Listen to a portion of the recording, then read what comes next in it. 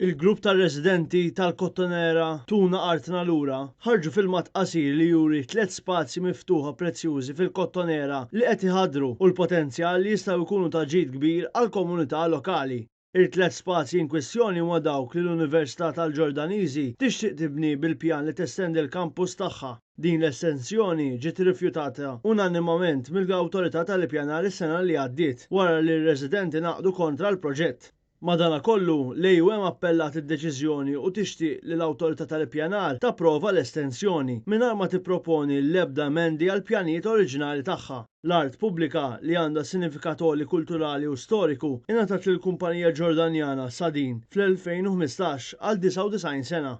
Fis-sqarrija l-għaqda fakret li l-Kottonera hija żona li mibnija b'densità qawwija u jekk l-applikazzjoni tal-Università Amerikana f'Malta tiġi aċċettata, l-estensjoni se tieħu sa 25% tal-ftit spazji miftuħa li baqa'. Il-każ għandu jinstema' quddiem it-Tribunal fl-ewwel ta' Ottubru. L-isqarrija tfakkar ukoll li wara snin ta' kontroversi, il-kampus tal-AUM jidher li hu vojt bi ftit li xejn studenti.